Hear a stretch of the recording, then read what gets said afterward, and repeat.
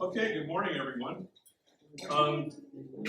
Gonna start right on time today because mainly because one of the things in my plan for today's session is to show a 20-minute video, and that can be difficult to work in along with some other discussions. So I'm going to start right on time.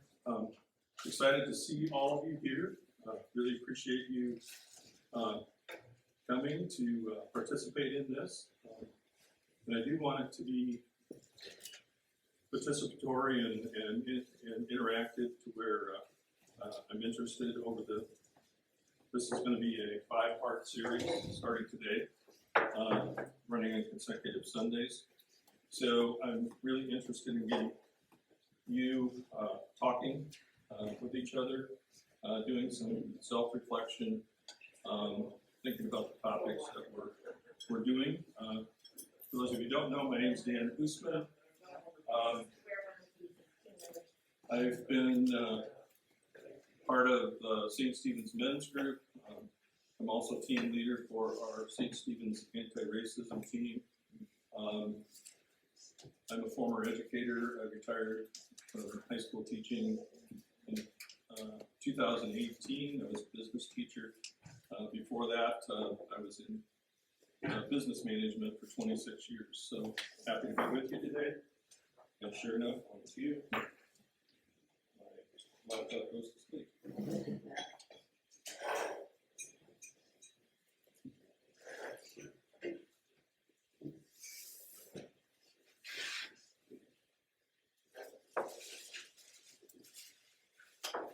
So the theme of the entire 5-part series is, why do we need to talk about racism?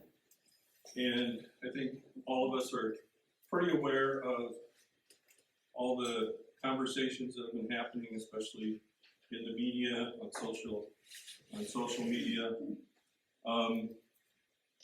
People are really split on this. Some people think that talking about racism makes things worse, or we don't need to talk about it because it doesn't exist anymore. So we're gonna explore that a little bit. I want to give you a little background first. So our St. Stephen's Men's Group, since the death of George Floyd, we all became really concerned about what was happening. So we have been doing a series of study. We started with the history of Jim Crow. We watched some videos, including a James Baldwin interview. We did a book study on white fragility, why it's so hard for white people to talk about racism. I also facilitated a book study with the Church Council with the same book. We've been sharing personal stories and experiences, and we have some members of the men's group who have multiracial children.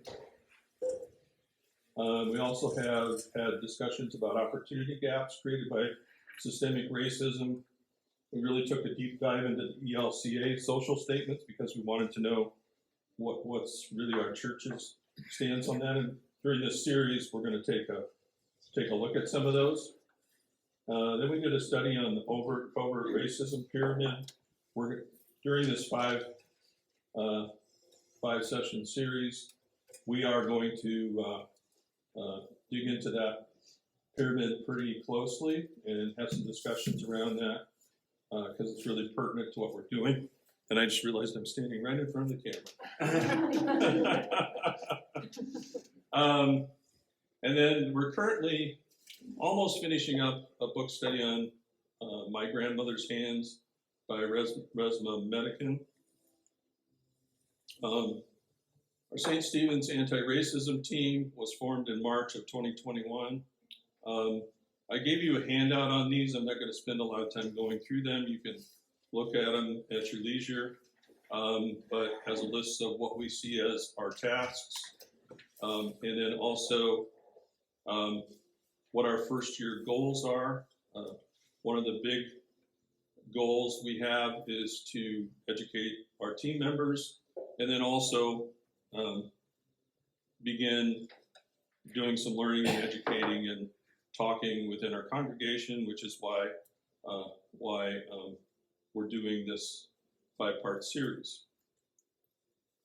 I do want to say how, and I think I probably reflect the views of everybody on the team, but how thankful, grateful, and blessed I feel to be a member or part of a church community where people are willing to have challenging conversations, to talk openly about issues like this, where we have church leadership who are also willing to talk, to allow us to have these conversations.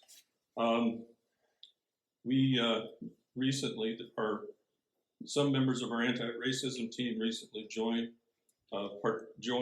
We Are Listening Alliance, and we're aligned. I think we are up to 9 churches, 9 different church communities in Cedar Rapids. People from 9 different communities are members of that alliance. I think St. Stephen's and St. Ludmilla are kind of this founders of getting that started. It's fairly recent. And we are actually this Tuesday having a We Are Listening Alliance meeting right here at St. Stephen's. So that's going to be pretty exciting. So to date, this will be our 3rd meeting. The first 2 were at St. Ludmilla. So, and I know from being in that alliance that there are churches in our community who are not able to have these kind of conversations because of the divisiveness that takes place out of that, and the unwillingness by either leaders or members to have these kind of conversations. So again, very thankful. So we're going to have a lot of table discussions and then sharing, and I just wanted to set some guidelines, which, with knowing our congregation the way I know its history, probably don't need to do this, but as a former teacher, I've learned never to assume anything. So during our table discussions, I really encourage each of you to share openly and honestly, and for everyone else to not pass any judgment. Everybody is in different, I keep walking in front of the camera, everybody's in different places related to the topics we're going to be talking about, and wherever you're at is totally okay. And the way we learn, the way we grow, the way we learn about each other's viewpoints is to share openly and to listen. So please don't be afraid to do that. Hopefully we can, over these 5 weeks, we can build some trust in each other to know that we can share openly. And it's okay to have differing ideas and differing thoughts. Please try to listen for learning and understanding when other people are talking. And then please try to avoid dominating a conversation, let everybody have a chance to share, and really encourage everyone to share, because that's how we're going to benefit the most from our conversations. So that said, we're going to start out with a few brief questions to kind of get us set up. These questions we're going to have some brief conversation about now are ones we're going to continue to explore during these 5 weeks. So I'd like you to talk at your table, have some conversation at your table, or at the very least do some self-reflection. How would you describe what racism is in your own words? So I'm going to have you discuss that, and then I'm going to ask each table to maybe share some of the things that were said. Okay, go ahead. Okay, I know this conversation can go on for a long time. Like I said, we are going to continue to explore this over the next 5 weeks, so you will have time to talk about that more. I'm gonna call on, does anybody want to share, would anybody like to share one of the descriptions from their table? Go ahead. Two of the folks at our table focused on, the idea that race has to do with how we treat people who look different than we do. And it's not just our individual behavior and attitudes, but that it is also a system. And to which I would add, race is a socially constructed way of trying to rank people who look different. Thanks. From us. So. Thank you. You guys have something back there? Same, just completely agreement. Okay. Oh, here. I think we're pretty much the same thing. Well, basically, benefit of Google. And anyway, it's a prejudice where someone is thought of as superior versus inferior, whether that becomes an individual or a system-wide basis, whether it comes ingrained, learned, or unlearned, whatever. It's a prejudice. And you act on that, or there's a mindset. Good. Thank you very much. And I think I'd like to add to this. Yeah. Today's sermon indicates that this has been around a long time. We have been wrestling with this for a long time. Mm-hmm. Yeah. Anxious to hear that, sir. Thank you for no spoilers. Anything at this table you want to add? The only thing they added was, it's not just beliefs, it's just people. We say we believe everyone is born created equal, so we don't act like it. So that's just different. And I just want to add, for me personally, it's what I didn't know, that has made me racist. I'm guilty of racism. There's so much I didn't know. That. Thanks. Thank you, everybody. Okay, next question for a short discussion. Do you think racism currently exists or is a problem? Why or why not? Like vibrating laws. Again, we're going to have the opportunity to continue to explore this question. So I'm going to ask each table, what was your consensus? And then if you had one, or were you split? And then maybe to share something interesting from your conversation. One of the things I heard as I walked around were some people telling some personal stories. So I'm interested in maybe you can share one of those personal stories that was shared at your table. What was your consensus here? Consensus was generally yes, it exists. There are statistics, and if there's pushback, there's also statistics to prove it exists. And I guess for a personal story, I mean, I've got a friend from New York who's, well, he has to be careful that he, in his words, isn't made a hashtag. I didn't get that. Oh, basic. Okay, you know how when there's a black person, when there's a black guy killed by police officers, there's always there's a hashtag, or actually not even black guys, like Breonna Taylor. Like they're basically names spread on social media because he got killed by police. So that's not what That I'm kind of thing. saying. Figuratively. He doesn't want to end up in one of those viral stories. Yes. Thanks. Yeah, and basically, like, I don't want to have to, and the thought of people like saying all these things about like, oh, how he deserved it because because I know that they would say those things about my friends. Good point. Consensus here? I would definitely believe it's consistent is the problem. Norm shared that he grew up south of Mercy in a diverse neighborhood, and he wasn't really aware of racism until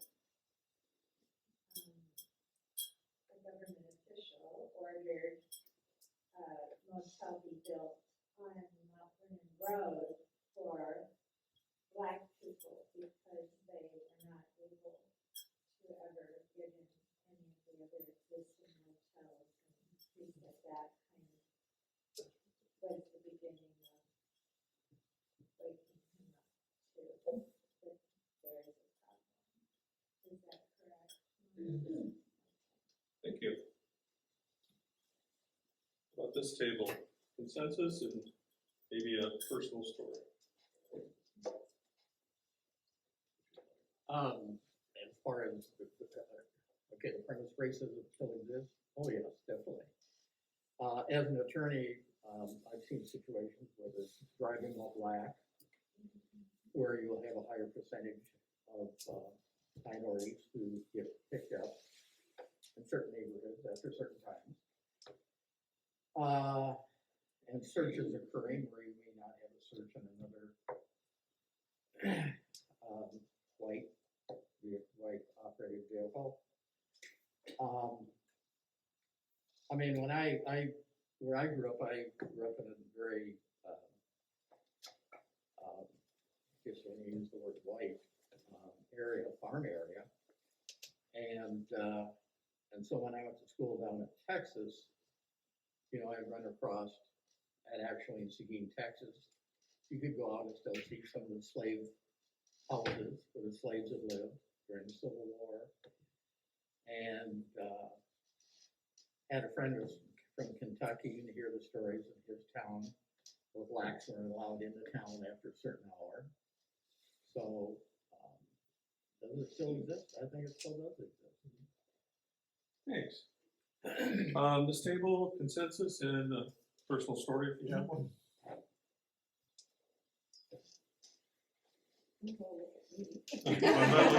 Someone else should talk.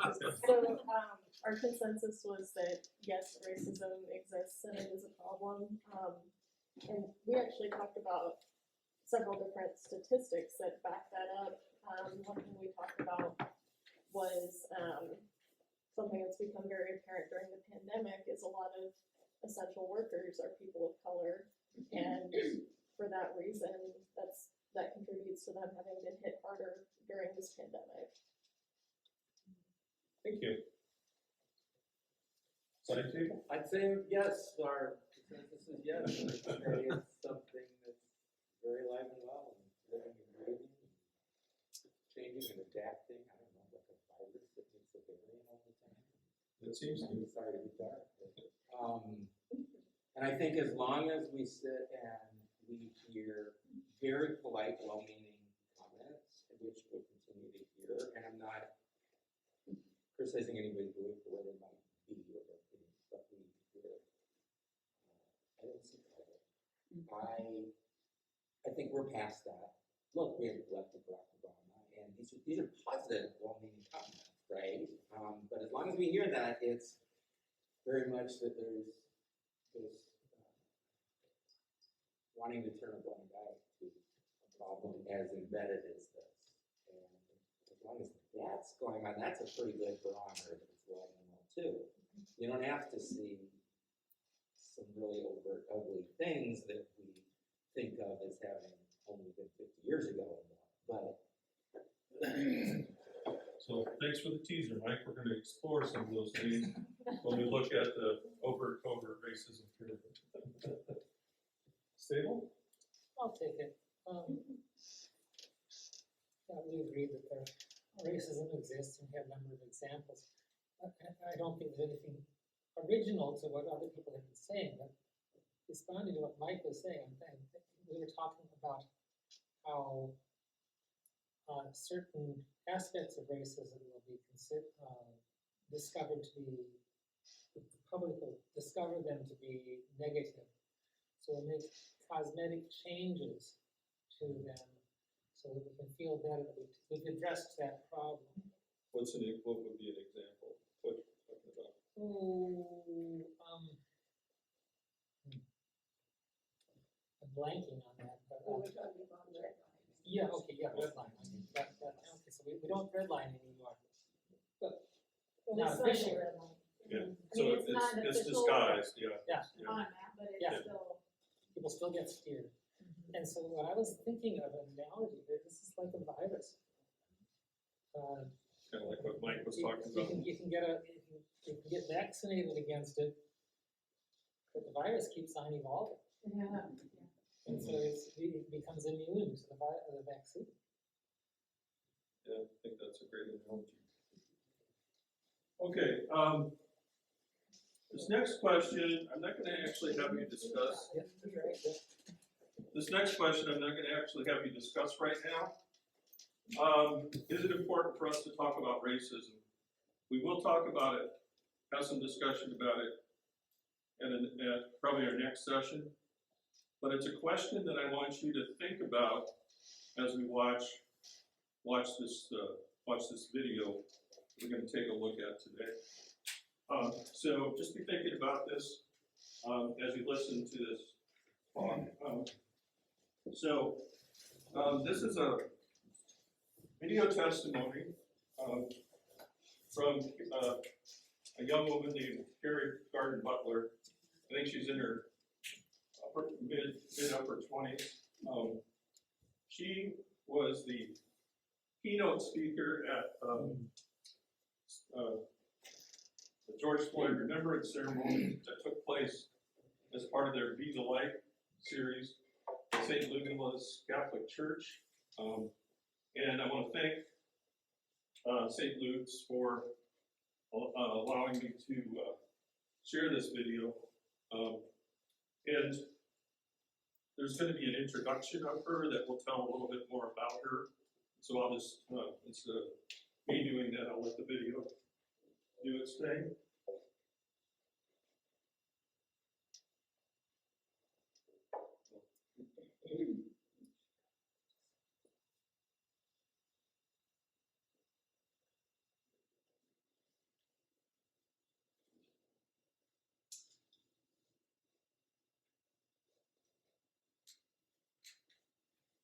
It's such a tremendous honor and a special blessing to introduce our speaker this evening. She's someone I've known since she was a middle schooler, and over the years I've come to truly respect and admire her. She's a person of great honesty, integrity, and compassion, who possesses a keen sense of justice, as well as a deep faith in her God. Carrie Garden Butler is the daughter of Tom and Melissa, sister of Todd, Leah, Marissa, Matt, and Caitlin, wife of Kareem, and friend to so many. She is a native daughter of St. Ludmilla Parish and attended St. Ludmilla Elementary School, LaSalle Middle School, and Xavier High School, graduating with the class of 2013. She did her undergraduate work at the University of Iowa, where she was recognized for her many impressive academic achievements, and then attended the University of Michigan Law School, serving as an editorial board member of the Michigan Law Review before completing her Juris Doctor degree in 2020. She now works as an assistant public defender for the state of Illinois in Chicago, where she and her husband are the proud dog parents of a mini golden doodle named Kofi. Please extend a very warm welcome home. Carrie Garden Butler.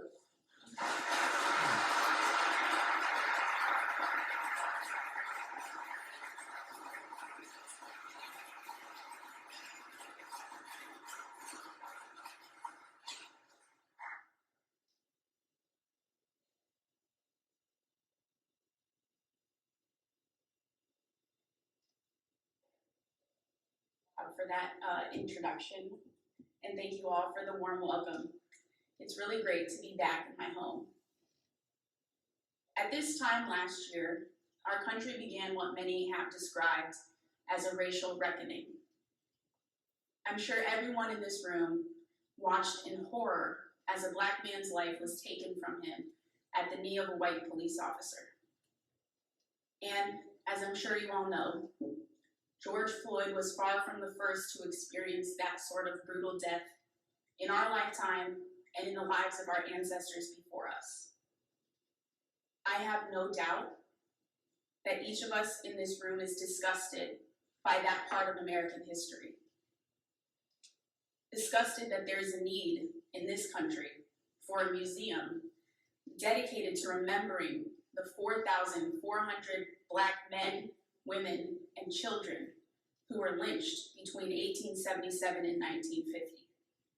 Disgusted by that version of American racism.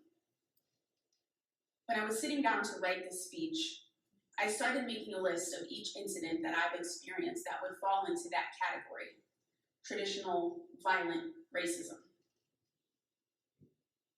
But then I realized something really important. We should all be on the same page about condemning that type of racism. And for the most part, most people that I've interacted with throughout my life have been. Most people are nice people. And nowhere is that more true than in Iowa. And I can attest to this since moving to Chicago, where people think I'm very strange for smiling at them in the grocery store. Ironically enough, I don't want to talk to you about the racism that led to the death of George Floyd. Not because that's not an important conversation, because it is. But because, and I admit that I'm making an assumption here, but I don't believe you would be at an event like this if you didn't think that what happened to him was wrong.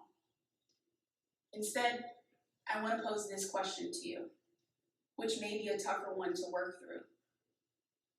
Is Iowa nice enough? Now, I'm guessing you can deduce what my answer to that question would be based on the way that I posed it, but just stay with me. First, I want to describe some of the experiences that I had growing up in this community. I first felt inferior because of the color of my skin when I was 6 years old, as a student at St. Ludmilla's Elementary School.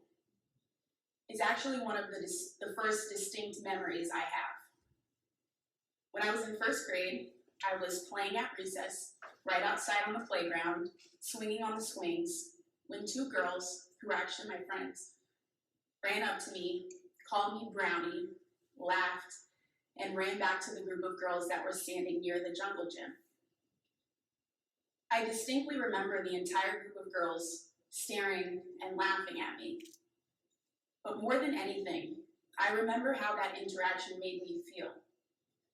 I felt extremely self-conscious, and for what I believe was the first time in my life, extremely aware of the fact that almost no one around me, not my classmates, not my teachers, not the school administrators, looked anything like me. As I aged, those feelings of inferiority became more prominent. I can offer just one small example from middle school. I woke up early almost every day at middle school to straighten my hair. Now, sleep is a precious commodity to middle schoolers, and I know because my nephew was 13 years old, and I sacrificed a few hours of it every week just to fit in with my peers. But really, I did it to prevent the comments that inevitably came when I wore my hair naturally. Girls described my hair as messy, frizzy, weird, and ugly. Classmates would try to touch it without my permission, as if the hair that grows naturally out of my head was so unusual and absurd that it had to be physically examined in order to satisfy their curiosity. And my comfort and personal space did not matter. While I have a few distinct memories of feeling inferior in elementary and middle school, high school was really where I experienced the worst of it. Several of my classmates called me racial slurs directly, and several others used racial slurs around me. Others made explicitly racist jokes about my intelligence or my body. But the majority of my experiences fall under the category of racial microaggressions. Racial microaggressions are defined as small, often unconscious behaviors by individuals in a majority group, typically white people, that undermine, belittle, stereotype, or insult people of color. Microaggressions can be intentional or unintentional, and sometimes even well-meaning.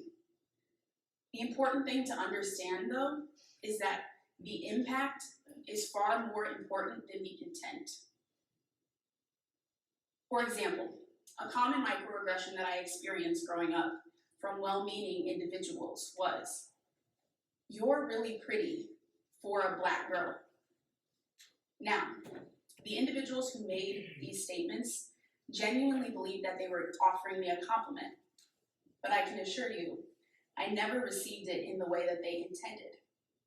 Instead, what I heard was, "I don't find Black people attractive, but you're just light enough that I am not completely repulsed by your appearance." Other examples of common microaggressions include, "You are so articulate, you don't sound Black. What are you? Why can't we just say all lives matter? Why do you care? You're not really that Black." I've heard these and many others more times than I can even count. These generalizations put people of color in rigid boxes that serve to erase their individual identity. Every time I made a mistake, I was falling into a stereotype. And all of my success was discredited as being the product of some sort of racial handout. Sometimes it was incredibly direct. In high school, one of my classmates told me I shouldn't bother applying to college because I was destined to drop out and become a teen mom. Another person told me that I was only good at sports because I was genetically advantaged athletically by being Black. When I was in college and applying to law school, several of my classmates told me that my application process would be much easier than theirs because I was Black, and affirmative action would get me into any school I wanted to go to. The people who made these statements did not stop to think about me as an individual. The person who told me I was going to be a college dropout sat next to me in AP English, a college level course. The people who discredited my athletic ability never stopped to consider all the hours of practice I put in to improve my skills. My college classmates, who themselves were struggling to maintain their grades in our pre-law courses, did not stop to find out that I maintained an A+ in each course and scored in the 90th percentile on the law school admissions test. These generalizations, in their most aggressive forms, are actually what lead to situations like that of George Floyd. The officers involved did not see Mr. Floyd as a father, a son, a brother, an uncle, a cousin, a partner, or a member of their own community. They saw him as the embodiment of harmful stereotypes. A large Black man, a criminal, a threat to be eliminated. We cannot condemn the most violent outcomes of racial stereotyping without recognizing and condemning those that may seem less harmless. The truth of the matter is that we all engage in this sort of problematic behavior. We all suffer from unconscious biases. We were all raised in an environment that teaches us that white people are superior to everyone else, myself included. That's why I spent countless hours trying to straighten my hair and look more white. It has taken me years to unlearn a lot of that, and I'll be doing that work for the rest of my life. I'm just asking all of you to do the same. We have to actively unlearn white supremacy. As many activists and scholars have put it over the past year, we all must be anti-racist. The opposite of racist is not not racist. It's anti-racist. The best way that I've seen this concept described is to picture racism as a moving walkway, the ones that you would see in an airport. Imagine that we're all on the moving walkway. If you're not racist, you're just kind of standing still on the walkway. But you're still complicit in societal racism because you're a part of society. The only way to be anti-racist is to actively walk in the opposite direction. The idea is to actively fight racism rather than passively claiming to not be racist. Iowa nice is not enough. Anti-racism requires acknowledging and understanding this country's history. Anti-racism requires acknowledging and understanding one's own privilege and how it influences the way that you move about the world. Once you take those steps to educate yourself, the next step is to take actions that actually benefit members of your community. That could mean having hard conversations with your friends and family about their own racism. That could mean taking steps to educate your children about race and racial justice, teaching them that the girl in their class who has curly hair and dark skin is not weird, not inferior, not any less deserving of respect. And beyond educating those in your family and community, anti-racism is also about identifying and fighting racist practices and policies when you see them. Policing is an obvious one in this moment, but there are so many others. All you have to do is be open to seeing them for what they are. Standing still on the moving walkway is easy, but walking in the opposite direction and fighting for an equitable society is what's right. When Bob called me to tell me about this event and about the book study and the social justice group created here at St. Lude's, I cried. I have so many fond memories of being a child and young adult at St. Lude's, LaSalle, and Xavier. Singing at Mass, playing Aunt Eller in LaSalle's production of the musical Oklahoma, attending countless retreats and mission trips, playing sports, going to school dances, learning from so many amazing teachers, the list goes on. But a large part of me always felt let down. I felt that very few people cared about the issues we've been discussing this evening. I did not feel seen. That's why I cried after the phone call with Bob, because for the first time, I felt seen by the institutions that helped raise me into the woman I am today. Make no mistake, the work is far from over.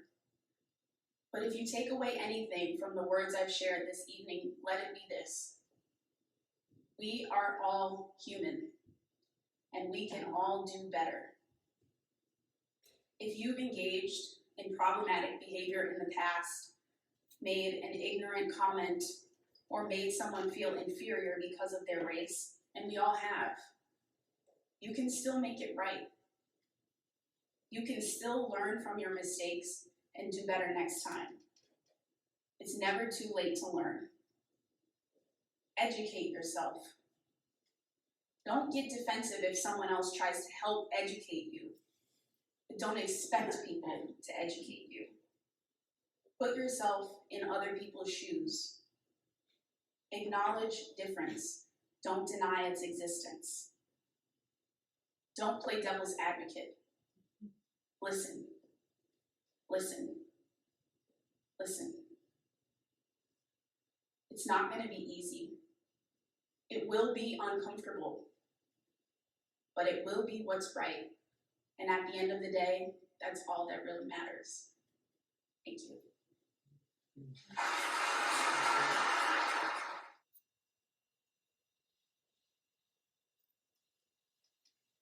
Okay, so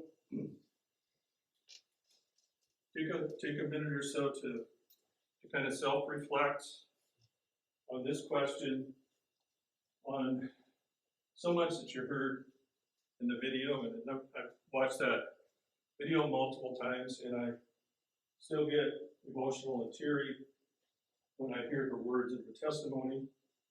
So I'm gonna take just a few minutes of, let's do about 30 seconds of silent reflection, and then I'd like you to talk at your table just about what stood out at you, what reflections you have.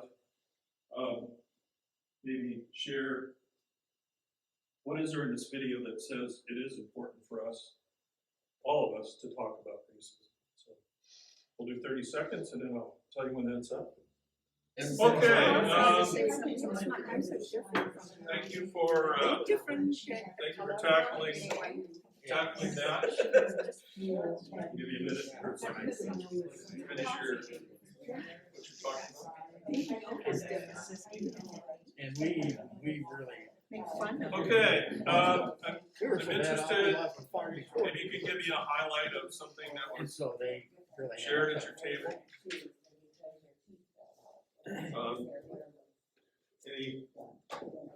Anything you want to share from your discussion?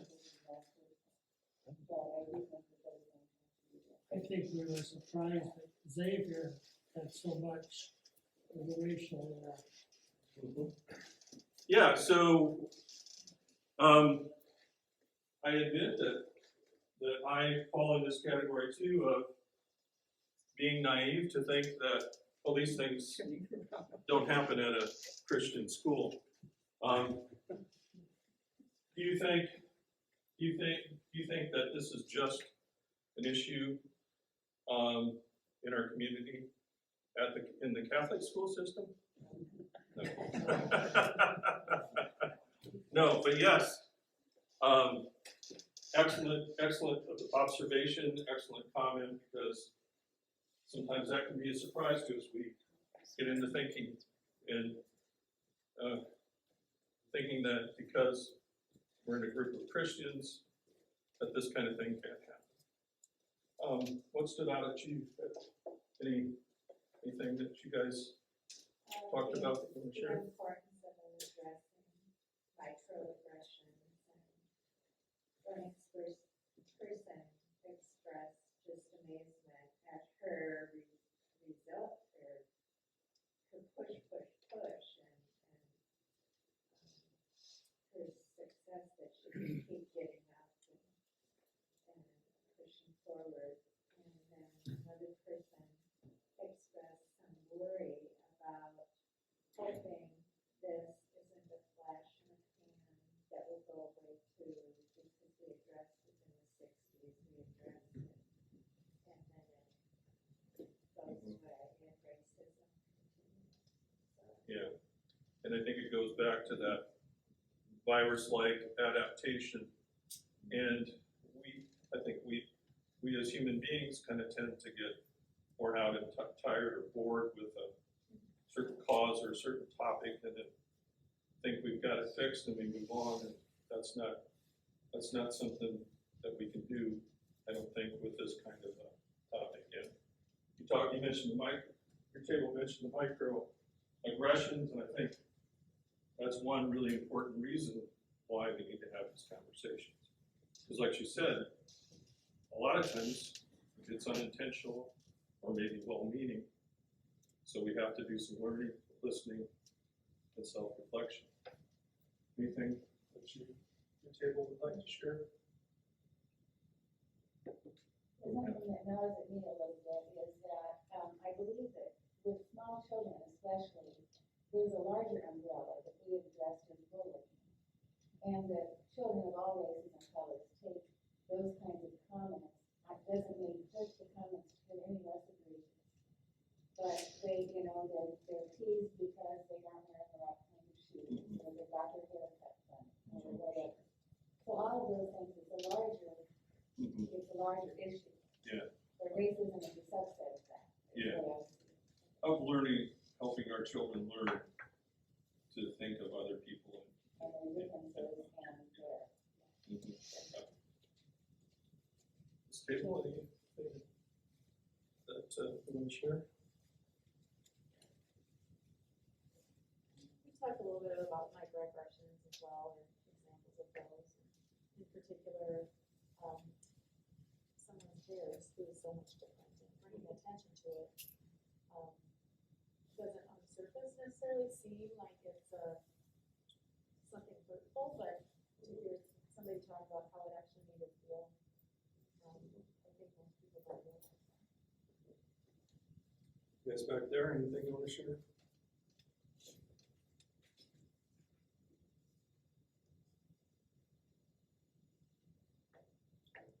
I love her analogy. You know, She drew, and when I heard it this time, I thought, this lady Asian grin makes jokes. And I thought, well, if I could turn around, I could miss my flight. You know, but joke aside, I might miss my flight. If I turn around and go against the current, there will be consequences. there can be, yeah. I might miss my flight. Yep. Thomas saying, you're gonna have to, some of those people that you're gonna have to walk against are standing still. You're gonna have to push them out of the way or get them to go with you, or you're gonna, you know, it's gonna be uncomfortable. Uncomfortable and hard. Can I share something? Sure. Real quick, I had to turn around and walk a different way. And you know, sometimes I feel like I'm just still standing 90% of the time and going with the flow. And at best, I'm with like-minded people where we're having quiet, respectful conversation because we don't want those people down there to hear us. But did you hear about that?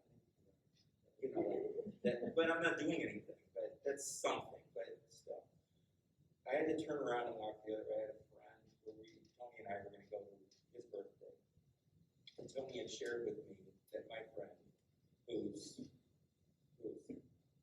gay as the day is long, and he said he'll like greet you. He's like, "Hello, boys." Tony doesn't like to hear boy, and it doesn't matter it doesn't matter the intent.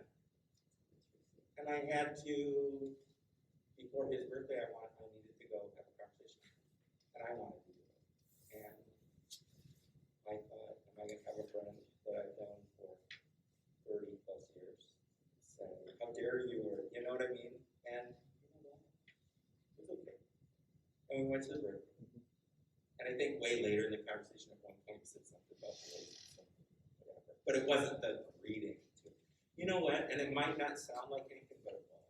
And it was a big win for Tony and I, for me, and for me with my friend. And you know, and it's little, teeny, but I love it. And you know, in her analogy, the walkway itself